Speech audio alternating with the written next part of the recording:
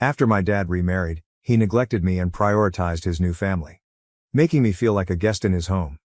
Am I the jerk for resenting him? When I was younger, I had a great relationship with my father. My parents split when I was an infant, although I spent the week with my mother and weekends with my father. My father and I were like best friends, and we had a set schedule every weekend. We'd grab 5 red box DVDs to watch over the weekend, go fishing, play soccer, and bike to a hidden playground near the zoo. I was also used to my father constantly having different girlfriends, none of whom lasted more than 2 weeks. The only one who stayed longer was a woman I admired, who was there for 2 years. She left my father when I was 10. Despite this, my relationship with my father remained unchanged until I was 12, when he met his current wife. This woman had 2 children, one older and one younger than myself. They moved into my father's apartment after just 2 weeks. My room was already small, but my tiny mattress and 3 small plastic drawers were pushed into the corner to make way for my daughter's bunk bed and dresser. Before I knew it, they began putting my bed in a closet while I wasn't present and frequently forgot to take it out when I came to visit. When my father moved into a larger house, the older sister received her own room, whereas I had to share one with the younger sister every weekend. The 3 small drawers I had were quickly reduced to just 1 because my younger sister wanted the other 2 for toys. I gradually began to visit my father less frequently. Things got extremely bad when my father got his girlfriend pregnant. After a year, they married, and I had no idea for a month because he hadn't told me. I also had no idea my newborn half-sister was born until weeks after she returned home from the hospital. To make his new family happy, my father began indulging them and stopped paying child support to me and my mother. His non-working wife cooks, cleans, and shops, while my father pays for her older daughter's college tuition. The younger daughter is the epitome of a 10-year-old Sephora child. My half-sister is still a toddler, but she is plainly spoiled and hates the word no. My father and I had a routine that is no longer in place. My stepfather has been with my mother since I was 5. Apparently, though I don't remember it, I once called him Dad. And as a result, my father told me not to love him like a father since he isn't my father. I believe this is why I began acting as if I despised my stepfather. I had no idea why I felt that way toward him because he has always been nothing but nice to me. In recent years, I've felt considerably closer to him. He feels like the father my biological father should be. Over time, my father began to treat me differently. He rants to me about his political opinions, conspiracy theories regarding aliens, and other topics. He also boasts about his new business and family. If I try to share anything with him, he gets upset and shuts me down, instead continuing with his own story. It appears that he now considers me a friend rather than his daughter. In recent years, I've learned that my parents' divorce wasn't because they weren't compatible, but because my father cheated on my mother while visiting his family in Canada. I am now 15 years old and have changed drastically from the person my birth father remembers. I used to enjoy the beach and soccer, but now I prefer music, reading and writing. Since 2022 I have written and published 2 books, and I am currently working on the 3rd in my series. My stepfather believes in my dreams and loves me so much that he brags about me to friends and family, referring to me as his daughter. He also has a biological daughter, who I adore like a true sister, but she lives up north with her boyfriend, so I don't see her very frequently. Nonetheless, I adore them more than my biological father and half-sister, with whom I'm actually linked. My father blames me for not phoning him, but given how he has treated me recently, I don't feel like I owe him that. I also go months without seeing him anymore since I no longer feel at ease in that place. Especially because the bed I sleep on is actually their guest bed. I am a guest at my birth father's house. Because of this, I resent my father. I haven't informed anyone how I feel, so no one is calling me a jerk, but I'm wondering if I am. My father appears content with his new family, and I'm left wondering whether it's terrible that I'm not glad for him. Am I the jerk? Update 1. Hello. I wrote a post a few months ago about how my father has stopped treating me as his daughter now that he has a new family. Not much has changed since then, but here's an update nevertheless. Since my initial post, I've only been to my father's place once. It's safe to say that I'm just an uncomfortable guest in their house. I should begin by mentioning that whenever I go a few months without visiting, my father attempts to appear innocent. He phones me every Friday to inquire when he should pick me up. I never answer because he always calls while I'm in class or studying. So he phones my mother. But because he never asks in advance, I usually have plans on weekends with my cousins, friends, or just writing. As I am still working on my 3rd novel, which requires a lot of focus that I can't get at his house. Actually, I'm just going to name him Eric. He hasn't been much of a father figure to me, unlike my stepfather. Anyway, my mother decided I'd go over to his house, despite the fact that Eric hasn't paid child support in over 2 years, and I despise coming there. My mother suggests that I pay him a visit every now and then to keep him out of trouble with the courts. She sometimes confuses me, claiming he's a deadbeat, but also that he's a loving father who deserves to be respected. However, given the circumstances, I'm very convinced nothing would have changed because I seldom visit him and he doesn't pay child support anyhow. In instance, one Christmas, he purchased and wrapped a large number of new items for his family. When I was visiting him a few weeks before Christmas, he drove to Walmart to get his wife some food. He handed me $200 and said, "Merry Christmas, buy yourself something, and the rest can be used for child support or whatever."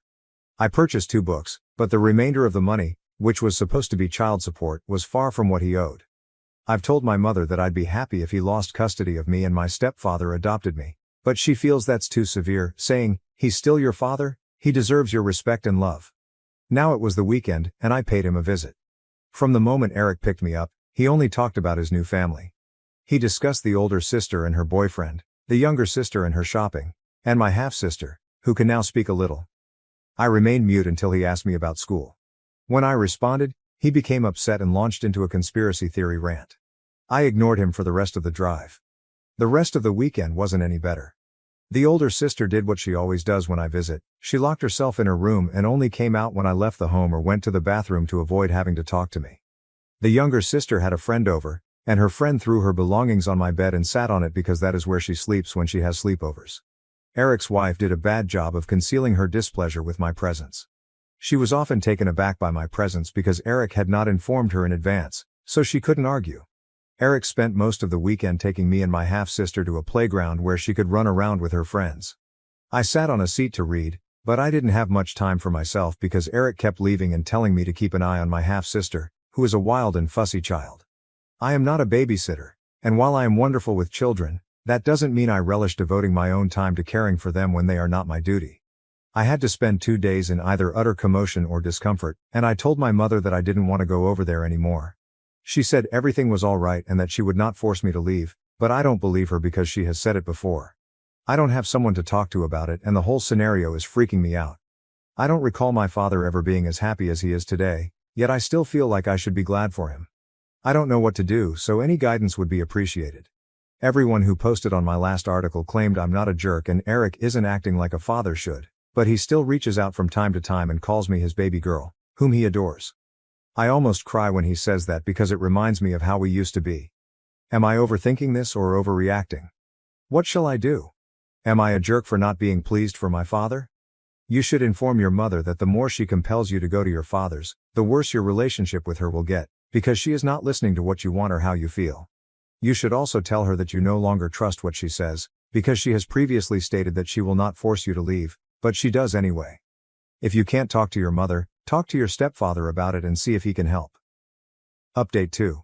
Hello everyone. It's only been a few days since I last posted. Since then, I've followed most of your advice and spoken with my mother about not wanting to be compelled to visit Eric. My sperm donor, as most of you referred to him. Long story short, I'm not certain she won't keep sending me over to Eric's place, but she did end up sending him long texts chastising him for not treating me properly and ordering him to step up and pay child support. He didn't respond to her, so I took some other advice and sent him a lengthy text outlining how I felt about his treatment of me over the prior few years. As soon as I sent the text, he called to shout at me. He called me spoiled and overdramatic, stating it's my fault we don't have a relationship because I don't visit or communicate with him anymore. And because I cited the unpaid child support, he accused me of merely asking for money. I almost sobbed throughout that phone call and ended up hanging up on him. He also wrote some angry texts to my mother, but later that day, he left a voicemail on my phone saying, "Money is so tight for me right now. I'm completely broke. You are aware of my feelings for you, correct?" The trouble is, I know it's a lie since I always see my younger stepsister posting TikTok videos showing off the Sephora and other expensive items dad gets her. I believe I'm done trying. Some of you suggested I seek my stepfather for help. I wish I could, but when I asked my mother again if he could adopt me, she replied something that broke me completely. Apparently, my stepfather has stated that he does not feel he should adopt me. My stepfather is really nice and compassionate, but he is also incredibly non-confrontational, and he believes that adopting me would be a slap in the face to Eric. Also, To clear up any confusion from the comments on my last update, my parents' divorce was not due to his current wife. My parents separated when I was a baby, and Eric resided in Canada, where he moved from woman to girlfriend before moving here. When I was 12, Dad met and knocked up his wife, Alejandra, and married her without informing me until a month after their courthouse wedding. In case you're wondering, my age is 15. It feels silly that I am experiencing this level of stress at my age, and I don't feel comfortable discussing it with anyone. I can't talk to my stepfather since he's usually working, and when he comes home, my mother is also around, which I dislike talking to. She often tells me I'm too young to feel the way I do. The last time I attempted to address my mental health with Mom, I asked if I could begin therapy, and she said therapists are stupid, and I should simply talk to her or pray to God if something was wrong. I'm not religious, and discussing serious issues with her makes me very uncomfortable. It's not that I don't love her. After all, she's my mother, but she's quite intense and scary. My father has not contacted me again after his voicemail. Frankly, I don't want to think about him for a long time. If he suddenly understands how severely he has messed up with me and apologizes, maybe I will try to repair our connection. My stepfather may not wish to adopt me, but he still refers to me as his daughter rather than simply his stepdaughter, and I actually feel loved by him. I adore his parents like they are my own grandparents, and his entire family is kind and loving. I might post another update if anything else happens, but for now, I'm going to concentrate on school and my books. Maybe now that I understand Eric no longer cares about me, I can finally focus on writing my third novel. I dedicated my first book to him, and I do not regret it. I dedicated that work to the father he once was. It's unlikely he'll ever read it because he doesn't think it's sensible for me to want to be a writer, but I don't care, I'm done. Thank you to everyone who offered advice and assured me that I wasn't a jerk. Update 3. There were so many individuals asking identical questions that it was overwhelming, so I didn't react to any of them immediately. But first, I'll answer those queries before moving on to the real cause for this update. A number of you suggested that I talk to a school counselor or whatever. The trouble is, I do virtual homeschool, and my mother works from home a lot, so I'm honestly too terrified to try it. Plus, even if I talk to my counselor without my mother present, I don't trust adults to keep such things private. I know that seems silly and worrisome, but it's just how my mind works. A number of you also suggested that I bring up the therapy issue with my mother again, but I know it won't work. My mother does not believe in treatment and feels that praying to God or having her preach the Bible to me will resolve everything. As for my stepfather, I adore him and see him as my genuine father, even if he refuses to adopt me. But he is also no help with the treatment issue because he constantly agrees with anything my mother says to avoid arguments. But I'm doing well right now, and I believe things will improve soon. I believe this because I am confident that my mother will eventually petition for sole custody and court-ordered child support. When my parents split, they arranged for custody and child support amongst themselves. The agreement was that I would spend weekends with my father, and he would pay my mother $100 per week. I believe my father just kept that commitment to keep himself looking nice until he could complete his legalization procedure in the United States, as he was a Canadian immigrant. When he was legalized, he stopped paying child support and began indulging his new family. Anyway, I visited my father's place last weekend. This time, my mother did not compel me, and I chose to go because I wanted to give my father one final chance. He took me up from my mother's place and we weren't even down the block when we started fighting. I was excitedly telling him about my business idea of making book boxes and selling books with DIY necklaces and hand-painted bookmarks that matched the book covers. He called my concept dumb, unprofitable, and a waste of money and time. It was an hour's trip to his place, and he became political or upset at everything I said. When I told him I was thinking about applying to institutions like Harvard or the University of Chicago in the future, he became enraged about all the dangerous Cuban and Mexican immigrants in Chicago. He also claimed that Harvard is a waste of time and only famous because rich people go there. I ended up roaring back at him, telling him that he couldn't be so arrogant about non-white immigrants when he was once an immigrant himself. Also, I've never understood why my father is so bigoted toward Hispanics, despite the fact that both my mother and his current wife are Latina.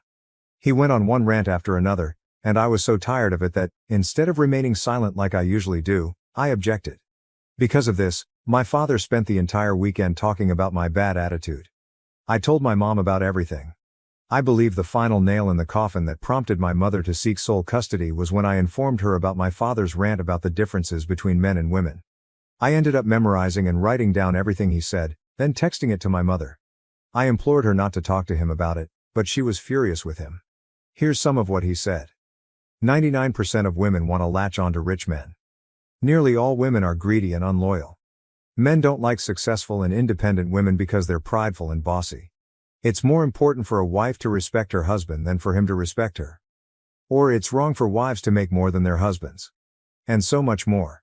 He smiled and added, "But you're the exception, pretty girl." There was so much more that happened just last weekend, such as him saying that some of my guy friends aren't real men because they're gay, and attempting to convince me that my summer volunteering opportunity in the Dominican Republic is a bad idea because the people there are different, despite the fact that my mother's family is from there. I won't go into every annoying thing he did, but I'm finally done. This was his final chance, and he wasted it. I simply wanted to mention that I'm quite sure my mother isn't sending me over there anymore. She spent the entire morning looking for my birth certificate, wondering if she needed it for court. She wants full custody, and if my father paid child support, it would greatly assist me prepare for college. He currently owes a significant amount of child support. Also, I didn't include the names of my books in the postings because I didn't want a bunch of internet strangers to see my social media tags on the back of the book, but I will share the titles with anyone who directly messages me. If anything else happens, I'll most likely post another update. Hopefully, my next report will come after we've been to court. You are not the jerk. Divorce and parenting are difficult. Your biological father sounds like a jerk. He is entirely failing you. I understand why your mother and stepfather want you to establish a relationship with your biological father. It is one of the things parents are urged to do throughout divorce because it is usually better for the children.